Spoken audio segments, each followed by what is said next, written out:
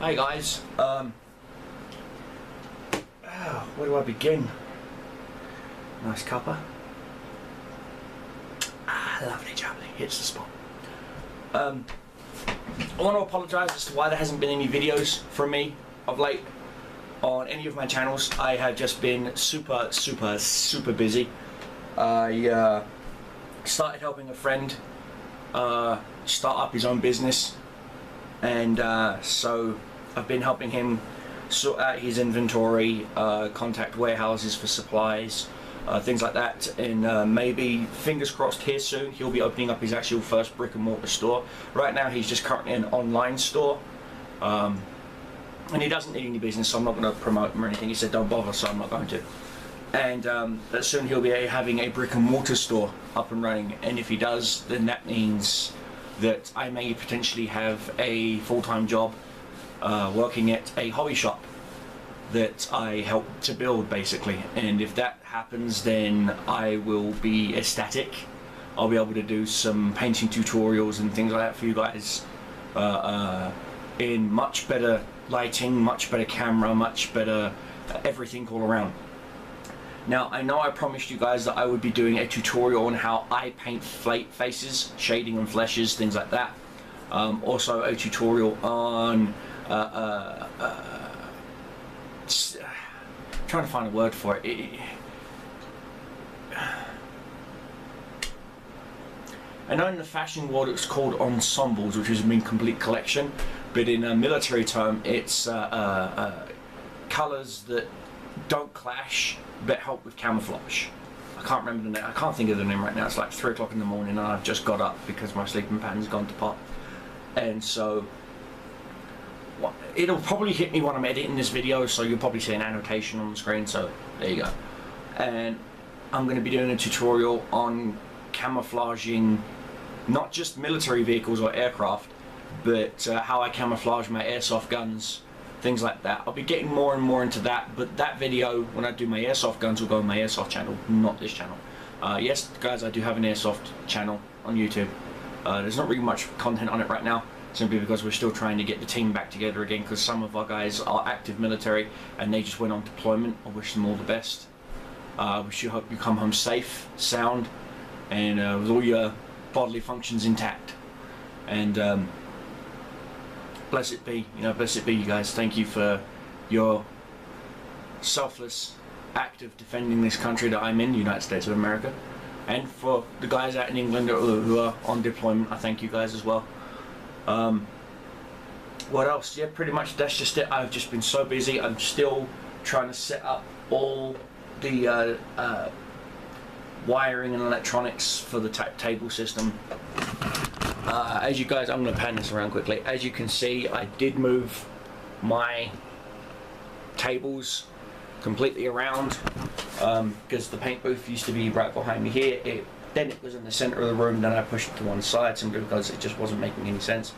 I couldn't get a table into that corner that was the right height, so I decided to move that table out of the way, shove this table over. The table that's actually right behind me here will be going behind the camera there.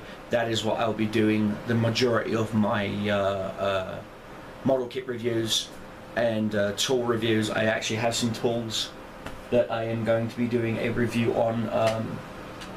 Believe it or not, it's actually bits, drill bits, things like that. I'm waiting for some more to get to me from Harbor Freight. I know you guys are thinking, Harbor Freight, ew. These tools actually have a lifetime warranty via Harbor Freight. So if these break or bust or go dull, they'll sharpen them or they'll replace them, things like that. So look forward to that review coming up soon. Also, I'm going to be looking at homemade power tools, making your own Dremel, making your own sanding discs, things like that. Because there are a lot of people out there that like to make their own tools. You just get a stepper motor from an old drill, you get a pawn shop or whatever, and you wire it up properly because it has the reduction gearbox inside them. And I've seen one guy, he made a Dremel that perfectly cut windows in Star Trek models without melting the plastic. I mean, the drill bit just barely turns, beautiful. The guy suffers from arthritis in his wrists, so he couldn't use a regular pin vise. And he was sick and tired of trying to use a Dremel and it just melting the plastic. So him and his son, who's an electrical engineer, designed their own handheld Dremel, if you will. And it looks absolutely beautiful. He did give me the schematics for it. I do plan on doing a Let's Build series on that. So if you guys want to build your own, you can. Also, I want a big shout out to a website called Instructables. I'll put a link to their website in the video description for you guys. And Instructables basically teaches you to build anything. Cables, chairs, Dremels, making your own freaking Leyden jar, aka a capacitor. I mean, these guys are amazing. They take my benchtop power supply. There's a guide, because it's actually a PC power supply, an old PC power supply. Here, it's one of these, a PC power supply that they show you what wires to cut, what wires to solder, what types of switches and toggles to use. You can get them from Radio Shack, Tandy, wherever. And that's what I use for when I'm soldering. I just flick a switch. I've got an extractor fan to blow the fumes away from my face so I don't breathe in all that nasty stuff. I've got extra Molex plugs for fans on a hot day. If it's really hot, I'll have a nice little 120 fan blowing in my face, nice and cool. It's a really neat idea. Also, it does 12 volts, it does 5.5 volts, it does 3.3 volts, and you can also use regulators to regulate it from 12 down to 9 or from whatever you need. And it's just absolutely beautiful, and I love it. And thank you Instructables for that. Again, I'm ranting, I'm sorry, but again, I've just been so busy. I've been so busy that I haven't even had time to clean my airbrushes, and I'm kicking myself because I know the last time I used my airbrush, I'm not sure if I can remember or not if I cleaned it or not. So I'm going to clean it anyway, and I'll probably do a video on how to clean your airbrushes, because I know some people keep asking, you know, how do I clean an airbrush properly? What tools do I need to clean an airbrush properly? Where can I get the tools to clean my airbrush properly? Now, I'm not talking industrial or automotive airbrushes, the ones with the great big canisters you screw on and the spray guns. No, I'm talking like my Sotar 2020. I'm talking about my Iwata Neo. Yes, I do have an Iwata Neo now. I will be doing a apples to oranges comparison. Learn to speak, Dan. Annotation. Comparison. Thank you, mouth. I need a sip of tea. 1 second. Oh, I found a store that sells Tetley tea bags. I'm in heaven. And so I'll do a comparison of the two. Thin lines, fat lines, curls, straights, shading, pre-shade, you name it. Also, I got burnt on a deal. I was going to be ordering a whole bunch of Sherman tanks that I was going to do in a diorama. Unfortunately, the supplier that was going to supply me the Sherman tanks took my money and absconded, and so I'm fighting with PayPal right now to get my money back.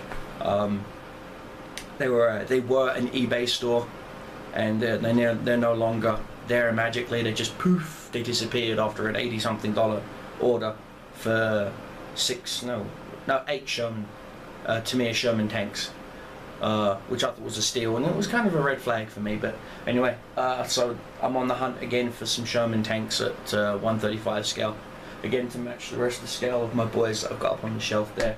Also, I will be putting together a new shelving unit, which will be going up on the wall again, behind the camera.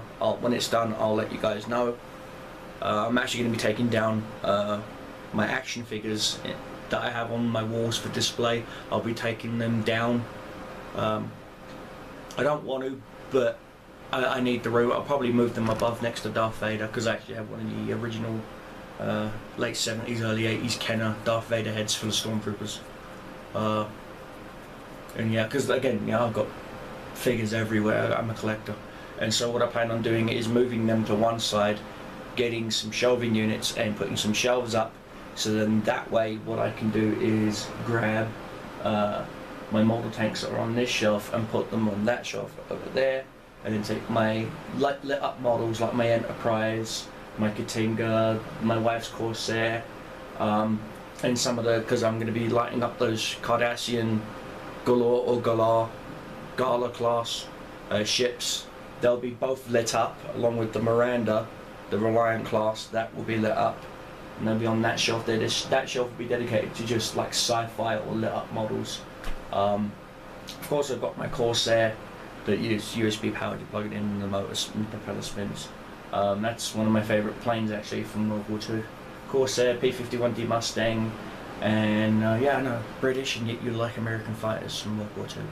Don't ask. I like American tanks. Look at my World of Tanks collection. It's all mostly Shermans, Pattons, and Pershings. Again, I like real tanks. I don't like these fake paper tanks.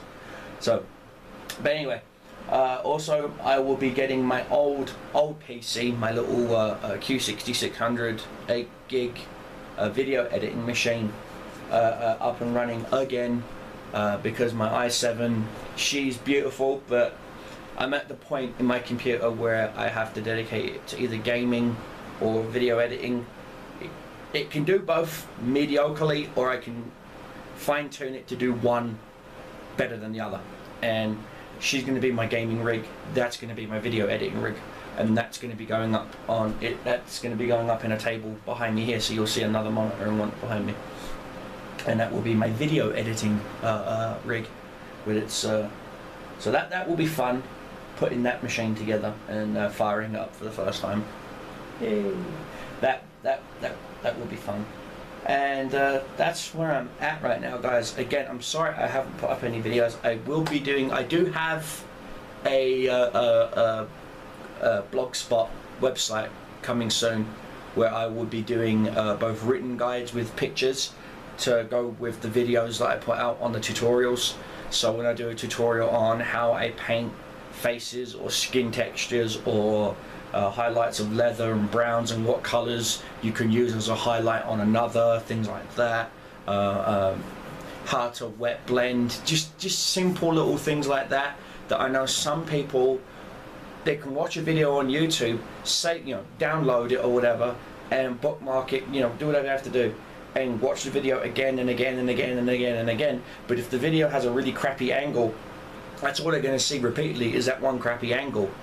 And even if I have multiple, because I do have multiple webcams, I have I have 3 webcams, plus this, plus my DSLR camera, and it's still not enough. So what I plan on doing is doing a text blog with pictures from my perspective, because I can get my DSLR camera into my perspective and change the macro lens out, so you can see the point I'm trying to get across a lot more easier, to go in tandem with the video.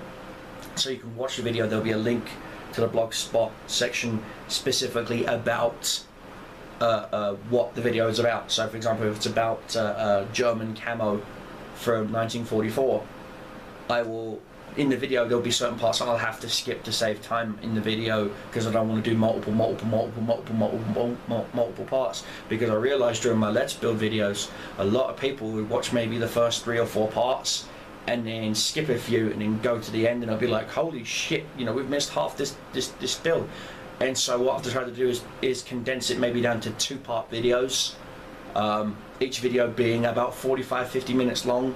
So they'll both be in total about an hour and a half, but it'll be the entire build of whatever I'm doing. Figurines, dioramas, tanks, airplanes, navy. And that's the thing, I've only ever done maybe 3-4 boats in my life. One of them was HMS Belfast. But I would really like to get into modelling ships, into boats. And so, and see, that's the thing. I remember when a lot of people used to buy boat model kits and turn them into remote control boats, and I've always wanted to try that, but the cost of radios is just astronomical, and then you got to have the ESCs and the right motors, and then So I've decided to, and that's what put me off from doing boats. But I'm thinking about getting me either an HMS Hood or a Bismarck or a Yamato model kit, not spaceship Yamato, the actual Yamato ship model kit. There was one I saw from Huskawawa, Huskviga, whatever they're called, that they had a nice little kit there. They looked pretty nice. I was thinking about snagging that and then doing a let's build on that. Again guys, I apologize that I haven't put much video content up lately. It's just I've been so busy, and you can probably hear in my nose I do have a head cold. So I'm going to get rid of this first, then I'll be back to streaming on twitch.tv/DeceptiveCobras. I'll be back to streaming video gaming, things like that, doing AMAs, Ask Me Anythings, things like that, and I'll give you a more of a progress update as to what's going on with the state of my office / garage. I've also got a friend moving in, and that's going to be hectic and chaotic. I'll also give you an update on where we're at with the sliders timer, again for one of my friends. It's just chaos right now. My office is literally looks like a bomb has exploded, pardon the pun. But yeah, I do apologize guys, I really am sorry, but I hope to put up some more content here coming soon. And as always, peace and love and respect. Take care, and I'll see you all on the far side guys. Take care.